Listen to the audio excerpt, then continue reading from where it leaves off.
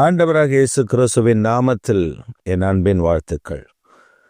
இந்த காலவேளையில் உங்களை சந்திப்பதில் நான் மகிழ்ச்சி அடைகிறேன். இன்றைக்கு நம்முடைய தியானத்திற்காக நாம் தெரிந்து கொள்கிற வேத வசனம் 1 கொரிந்தியரின் புஸ்தகம் 12ஆம் அதிகாரம் 7ஆம் வசனம். ஆவியினுடைய அனுக்கிரகம் அவனுடைய பிரயோஜனத்துக்கென்று அளிக்கப்பட்டிருக்கிறது. ஆவியினுடைய அனுக்கிரகம் அவனுடைய பிரயோஜனத்திற்கென்று அளிக்கப்பட்டிருக்கிறது. ஆவியினுடைய அனுக்கிரகம். நம்முடைய தேவனாகிய கர்த்தர் நமக்கு பரிசுத்த ஆவியானவரை தந்தருளினது மாத்திரமல்ல, ஆவியானவராலே சில அனுக்கிரகங்கள் நமக்கு அளிக்கப்பட்டிருக்கிறது. அவருடைய கண்களில் தயவு நமக்கு கிடைக்கப்பட்டிருக்கிறது. அப்படி தயவு கிடைக்கப்பட்ட அந்த தயவில் அவனுடைய பிரயோஜனத்திற்கு ஏற்றபடி ஆண்டவர் வரங்களை கொடுக்கிறார். ஒருவனுக்கு தீர்க்க தரிசனம் என்றால், ஒருவனுக்கு வியாக்கியானம், ஞானத்தை போதிக்கும் வசனம், அறிவை உணர்த்தும் வசனம், விசுவாச வரம் என்று சொல்லி அற்புதங்களை செய்யும் சக்தி, இப்படி பல வரங்களை ஆவியானவர் நமக்கு கட்டளையிடுகிறார். 9 விதமான வரங்களை நீங்கள் கண்ணோக்கி பார்ப்பீர்களே என்றால் அவன் நம்மளுடைய பிரயோஜனத்திற்கு. அப்படி என்றால் ஒரு மனிதனுடைய சொந்த பிரயோஜனத்திற்கா? இல்லை. வேறு எதற்காக? ஒரு ஊழியத்தில் அந்த பகுதியில் எந்த வரம் கிரியை செய்ய வேண்டுமோ அந்த வரத்தை ஆண்டவர் கட்டளையிடுகிறார். அந்த வரத்தை கொடுத்து தேவன் தம்முடைய நாமத்தை உயர்த்தி விடுகிறார். சமீபத்தில் எங்களுடைய இந்த வெள்ளிக்கிழமையில உபவாச ஜெபம் சபையில நடக்கும். ரொம்ப பேர் இருக்க மாட்டாங்க, கொஞ்சம் பேர் தான் இருப்பாங்க. அப்பொழுது அந்த கொஞ்சம் பேருக்கு ஒரு நல்ல ஜெபம் நடத்தி ஒரு நல்ல பிரசங்கம் பண்ணி அப்படி செய்வது வழக்கம்.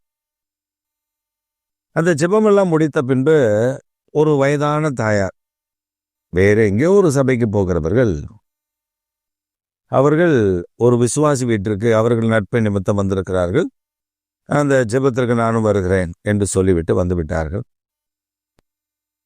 அந்த தாயார் வந்த உடனே அவர்கள் எப்பொழுதும் எப்படியாவது வருவார்கள், வந்துவிட்டு ஜெபம் பண்ணி விட்டு போய்விடுவார்கள், அவ்வளோதான்.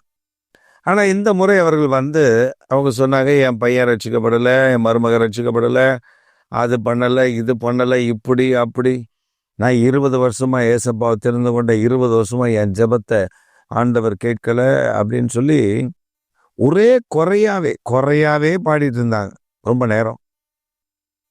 அப்போ நான் பார்த்து கொண்டே இருந்தேன். கொஞ்ச நேரம் அவங்க புலம்பலை கேட்க முடியல, எனக்கே கேட்க முடியல, அப்புறம் எப்படி ஆண்டவர் கேட்பாரு?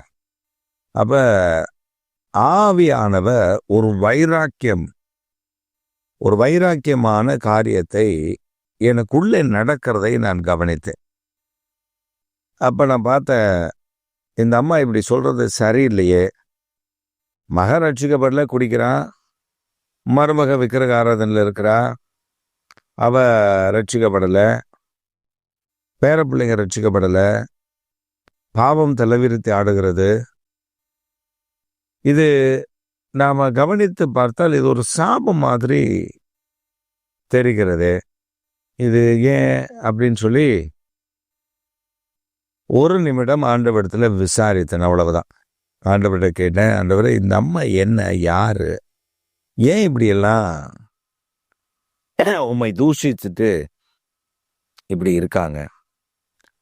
ஆண்டவர் மிக தெளிவாக சொன்னார், அந்த அம்மா நீ பார்க்கறது வயதான தோற்றத்தில் அந்த அம்மா இருப்பதை நீ பார்க்கிறாய், ஆனால் வாலிபத்தில் அவள் யார் என்று நான் உனக்கு சொல்லுகிறேன் என்று படம் பிடித்து காண்பித்தார்.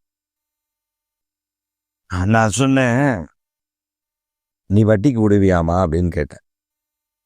ஐயா, அதெல்லாம் நான் வட்டிக்க விடுறது கிடையாது, என்கிட்ட கையில் காசெல்லாம் கிடையாது, நான் ஏன் வட்டி விடுறேன்? பொய். ஆண்டவர் சொன்னா பொய் சொல்லுது. இப்போ கூட அது சில லட்சங்கள் வட்டி விட்டு வச்சிருக்குது வெளியில. இப்போ நான் கேட்டேன், ரட்சிக்கப்படுறதுக்கு முன்னாடி நீ வட்டி கொடுப்பியாமா?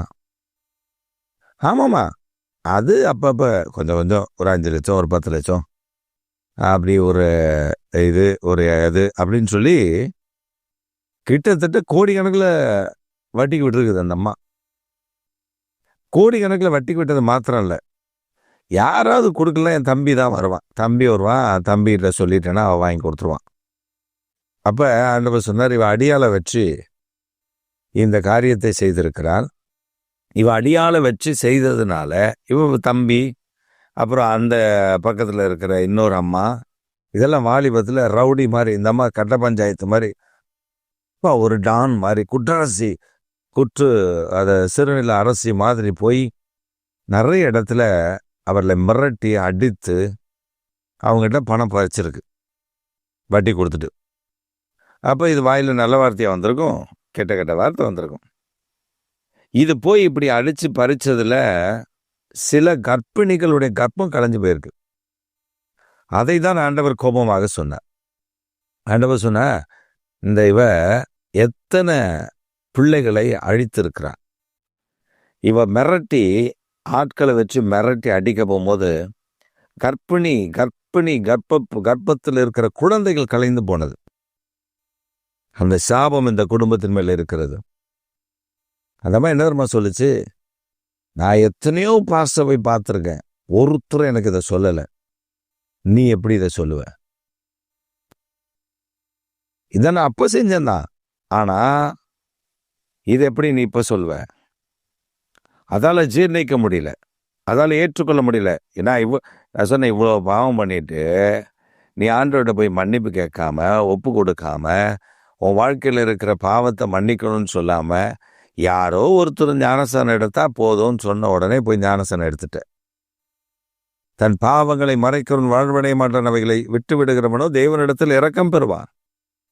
மனம் திரும்பி பாவத்திற்கு மறித்து நீதிக்கு பிழைப்பதுதான் ஞானஸ்தானம். பாவ உணர்வு அடைந்தவர்கள் மனம் திரும்பி ஞானஸ்தானம் எடுத்தார்கள். அப்படிதான் வேதம் சொல்லுகிறது. She doesn't repent from her sin. She doesn't seek the God's face, but somehow she need some money to recover for her. So she went and take baptism. அவளுக்கு வட்டி கூட்டுற இடத்துல பணம் வரணும்னு யாரோ சொல்லியிருக்காங்க. நீ போய் சபையில் போய் ஞானசாரம் எடுத்துரும், இதெல்லாம் கிடைச்சிரும்னு சொல்லியிருக்காங்க. எவனோ ஒரு கூமட்டை சொன்னதை கேட்டு இது போய் ஞானசாரம் எடுத்துருச்சு. இந்த அம்மா ஞானசாரம் எடுத்துட்டு அப்புறம் இது பாவத்திலிருந்து மனம் திரும்பல. இப்பயுமே விசுவாசிகளுக்கு, ஒரு விசுவாசிக்கு கொஞ்சம் காசு, ஒரு சில லட்சம் கொடுத்துருக்கு வட்டி, இன்னொரு இடத்துல ஒரு 5 லட்சம், இப்படி சில இடங்கள்ல பணத்தை கொடுத்துட்டு வட்டிக்கு மட்டும் வாங்கி இது சாப்பிட்டுட்டு இருக்குது. அப்புறம் ஆண்டவர் எனக்கு கிரியை செய்யல, ஆண்டவர் எனக்கு நன்மை செய்யல, எப்படி செய்வாரு? உன் பாவத்திலிருந்து நீ மனம் திரும்பணும். அப்ப என்ன, இந்த வரங்கள் ஆண்டவர் கிரியை செய்யும், ஐயோ நான் காலரை தூக்கி விட்டுட்டு ஆண்டவர் எனக்கு வெளிப்படுத்துகிறார், நான் வெளிப்பாட்டை பெற்றிருக்கிறேன். இல்லைங்க, அந்த நேரத்தில் எனக்கு பிரயோஜனம், அந்த நேரத்தில் கர்த்தர் அந்த ஊழியத்துக்கு பிரயோஜனத்துக்கு ஏற்ற வரத்தை கொடுக்கிறார். அதுதான் அதுல உண்மை. இந்த வரம் இருக்கா, அந்த வரம் இருக்கா, நம்ம எதுவுமே சொல்ல முடியாது. ஏன்னா பரிசுத்த ஆவியானவர் எந்தெந்த நேரத்தில் எந்தெந்த வரங்களை கிரியை செய்யணுமோ அதை கொடுப்பார்.